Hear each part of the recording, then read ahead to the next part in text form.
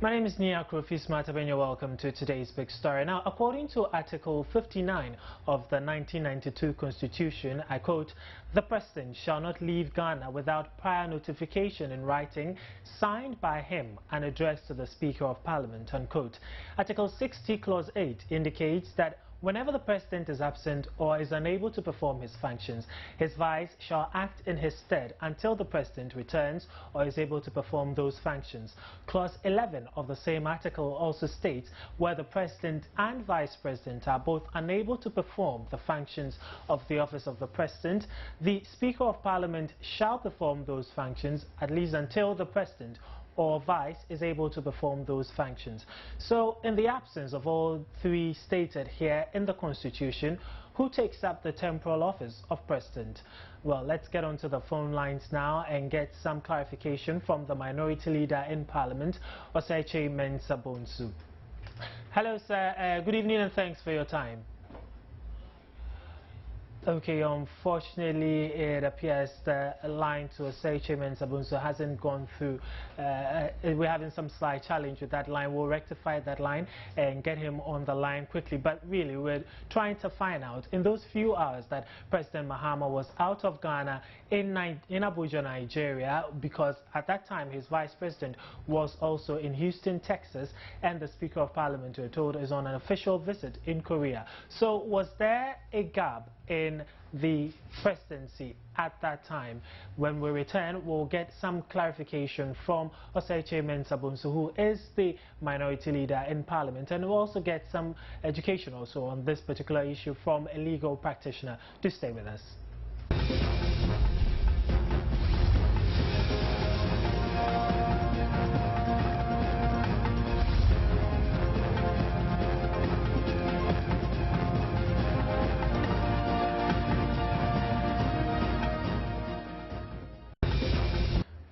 Welcome back to today's big story. Now let's get onto the phone lines now and speak to Samson Ladi Ayenini, who is a legal practitioner, and he's going to guide us through to understand exactly what the Constitution says, or what the Constitution's position is, especially when it comes to a time when we do not have the President, his Vice and the Speaker in the country. Hello, Samson, and thanks for your time.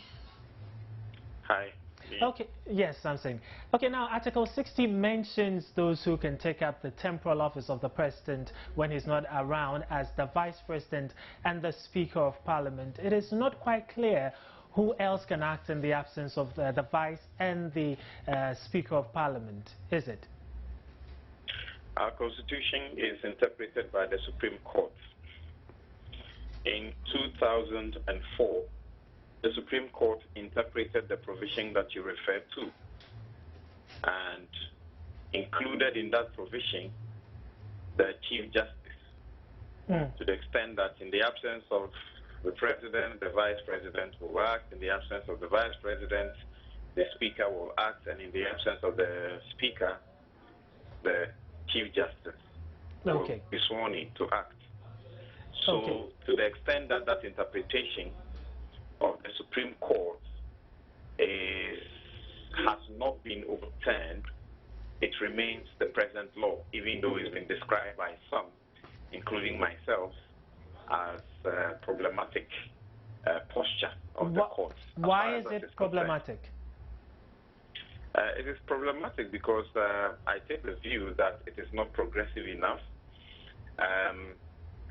It takes us back to our independence days, and that was one of the references that the court made, that during our early independence era, the Chief Justice used to acted several times. The Chief Justice Kokosa acted several times when the governor was not in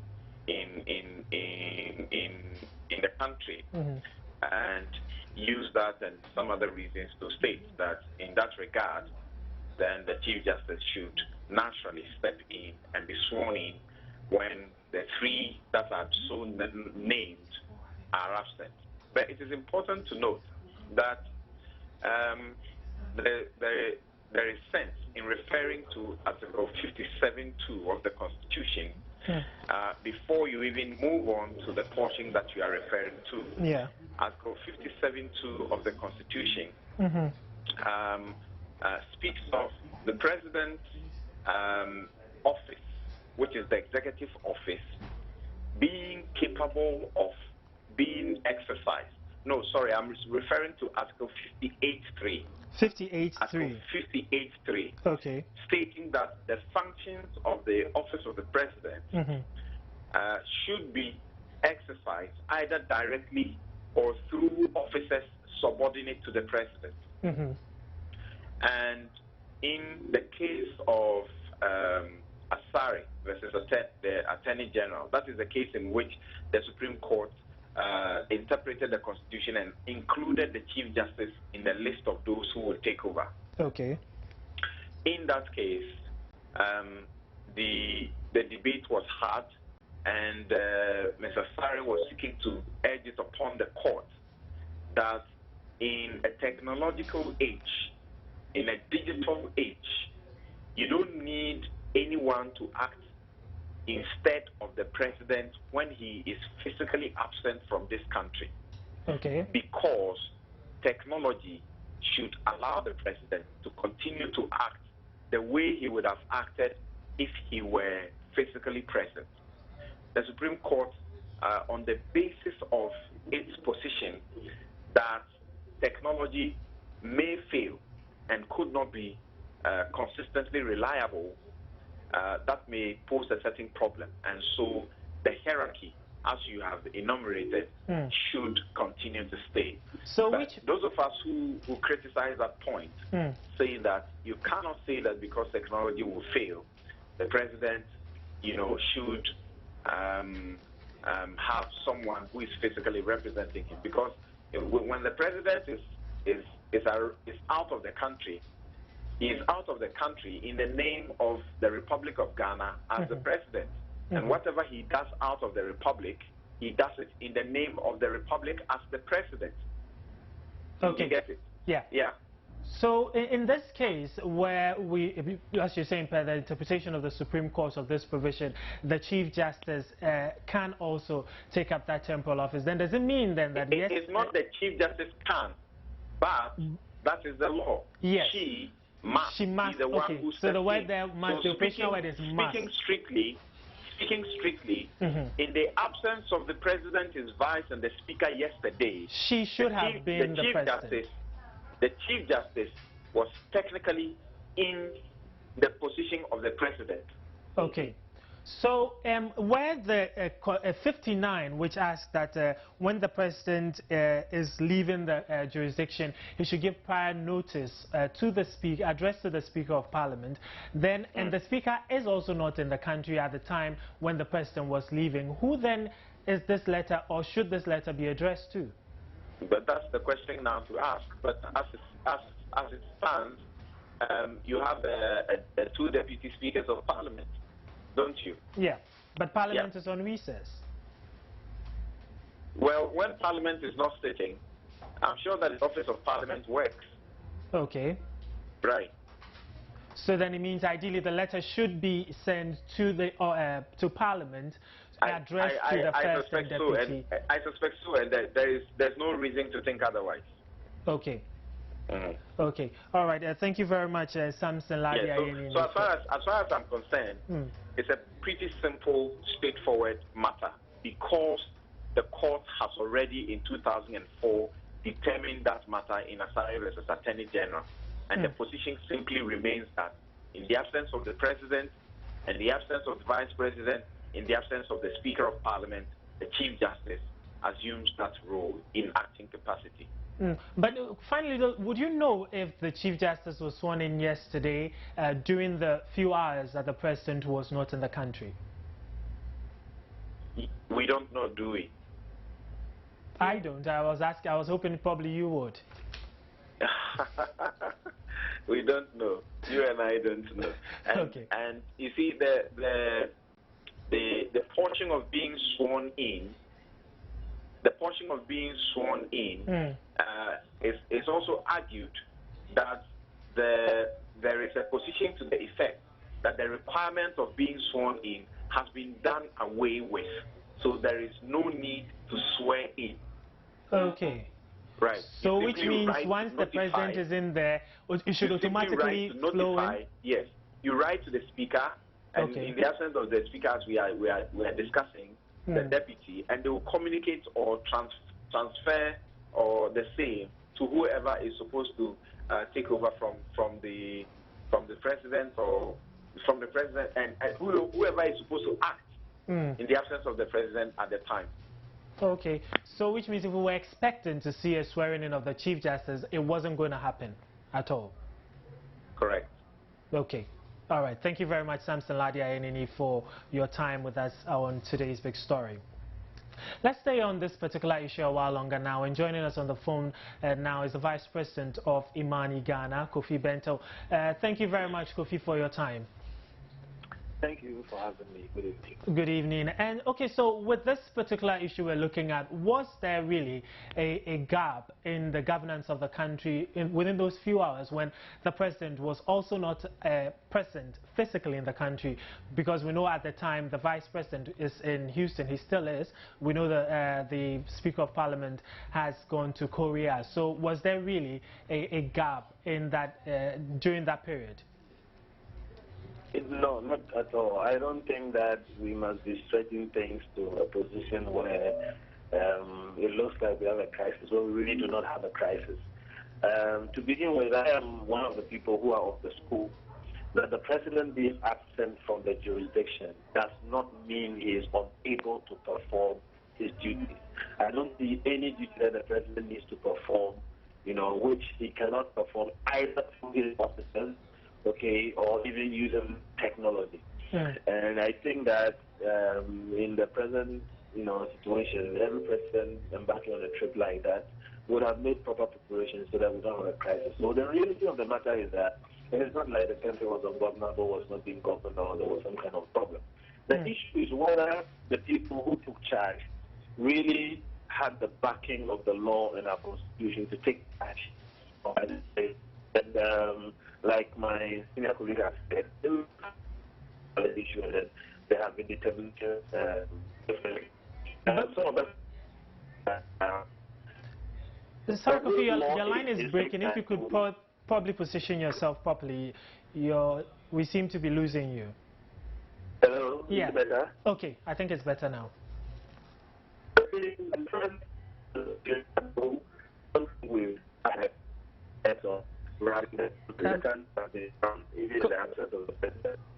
Kofi, I'm afraid the line isn't still clear. If you could probably move around, probably position yourself properly. Hello, Kofi? Is this better? Yeah, okay, I think it will be fine now. Okay. Yeah. So the first answer I was that I don't think we've had a crisis. Okay. And so the country has been run. Yeah. And that I think the president would have made sufficient arrangements, and through his officers, he would have people in place to do whatever he needs to do whilst he's away. And especially with technology and all those things that we have available today, I don't think that the contemplation of the premise of the Constitution that the president may be unable to perform his duties have happened. So that part, I think, is not an issue. The real issue is whether the people that the president has appointed or left to do his job have the power in law and under our Constitution to do those jobs. So who would the people be in this particular situation? Well, the president has president's officers. He has ministers, he has all kinds of people who he will leave to perform specific duties. But the figurehead who has to be the head of state is the one I think the legal arguments are about. And I am one of those who hold the view that Section 57 and then Section 60 are about different things altogether. One is about the precedence of persons. In terms of respect, protocol, and hierarchy, there is a certain precedence. And it's clear that it flows from the president to the vice president to the Speaker of Parliament to the Chief Justice. Right? And that can be understood because you have a structure, you have the executive, you have the legislature, and then you have the judiciary. So that's understandable in terms of precedence. But there is a specific proposition, there's a specific part of the Constitution, there's a specific clause that